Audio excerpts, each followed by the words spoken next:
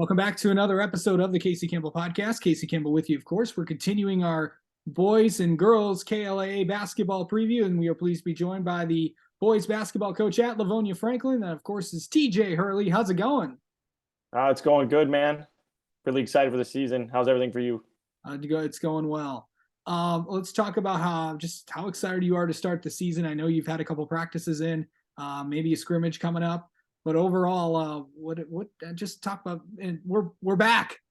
Yeah, man, it's been real good so far. I know we've only had a couple practices, so it's hard to really say. But the major thing coaching is you work with a lot of interesting people, and the kids that I'm working with right now, the high school students, are really good dudes. So it's really fun to be around. As far as like practice goes, everyone's pretty locked in. I know it's early, but the personalities that we have going around and the leadership on our team is really good. Which, as a coach, it kind of makes things really easy on me. I'm really enjoying myself this season so far. I think it's going to be a lot of fun. Not that my past teams weren't a lot of fun and weren't full of great kids. It's just there's something special about the guys I get to work with every day right now. For sure. Okay, so let's talk about some of those guys that are going to be returning for you and some names to watch out for. I got on our Franklin team, we have 5 returning players. And while that's not like a high amount, the quality of each of those 5 kids is really high. So just the 5 names of returning guys we got are senior Eric Hobson, senior Kevin Davis, senior Adam Alacob, and then juniors Mitch Cronin and Robbie Wynn. Last year, Eric and Robbie both started the last 2 seasons. This will be Eric's 4th year on varsity. He's a really talented player. He's a long, athletic wing who can guard just about anyone in the state. So we're really excited to see where he's at this year on the offensive and defensive end. Robbie Wynn is a really good guard coming into his own as a junior in the fall. He was playing as good as he could. Excellent defender. Rebounds the heck out of the ball for a guard. And he was really developing scoring from his spots. So he was really coming along. Mitch Cronin, long, lanky shooter. He was really coming to his own on the offensive side of the floor, getting under control. He's stepping up defensively. Then the other 2 seniors, we got Kevin Davis, is an undersized big, but he's really not a big. He's just a tough kid who plays hard as can be. So it's really good to have him who can guard multiple positions, rebounds the ball. And even if he doesn't put up rebounding numbers, he's hitting somebody every possession. So we're winning rebounds because of him. And then lastly, the returning player, we got Adam Alacob. He's a great kid. He's really come to his own as a wing, running the floor, playing really good defense, attacking the rim. So I'm really excited about all 5 of those guys and all the new guys we have along. It's been exciting seeing them come along. As long as they all buy into each other, we're going to have a lot of fun and a lot of success. Yeah. So it's going to be a fun season. You got a lot of returning players.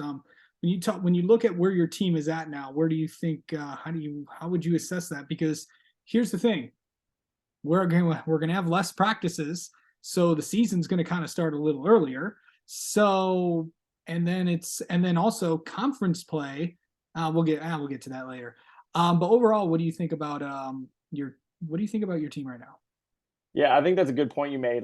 Extending the season for 2 games, but then shortening it a week. It's actually crazy that 15 days after the first tryout, we're playing a game, and you had Thanksgiving in there. So a lot of it's going to come down to your team culture early on and the continuity within programs. And this is my 6th year at Franklin. It's been tough to build in the right continuity, and I haven't done a great job of that. But I think over the last couple of years, we've gotten a lot better at it. And having great leadership for those returning guys, I think we're ahead of where some teams will be. So I don't want to be arrogant or anything and say oh, we're ready to go, we're going to beat anybody, but we're going to be about as prepared as we can.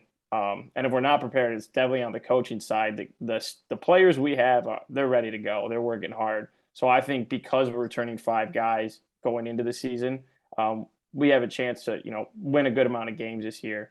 I don't want to get cocky and throw predictions out there or anything, but the last 2 years were our first over 500 years in a while, and we hope to continue that with a very strong record this season. For sure.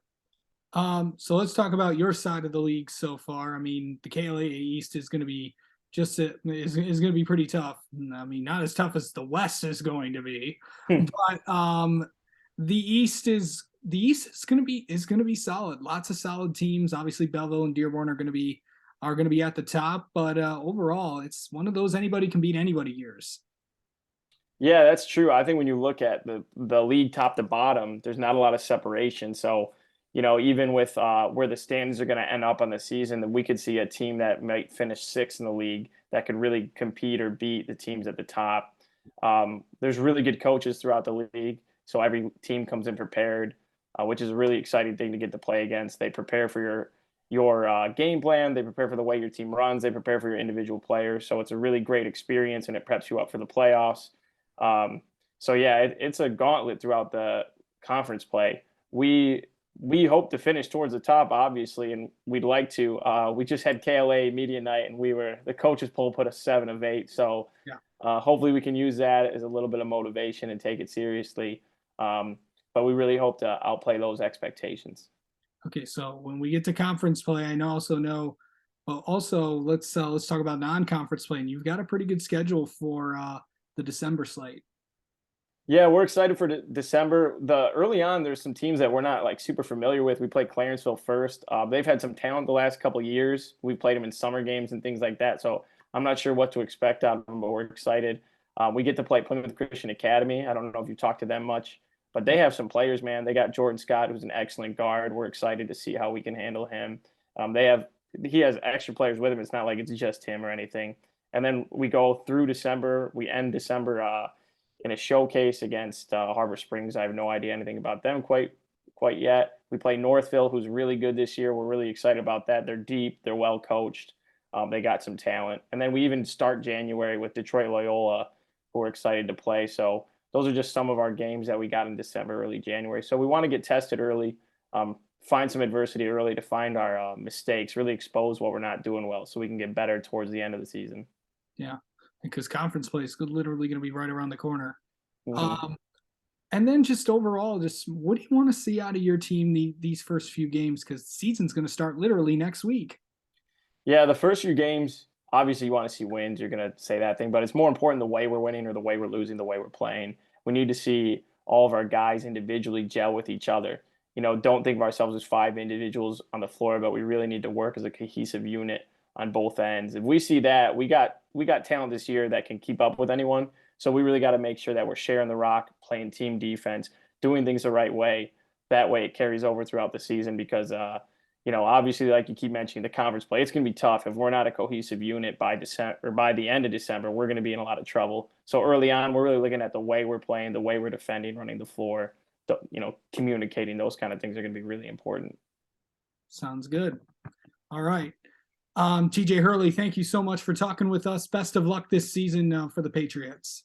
Oh, thanks, man. I appreciate it. Thanks for having me on. Let me know if you need anything else from the Franklin Patriots, man.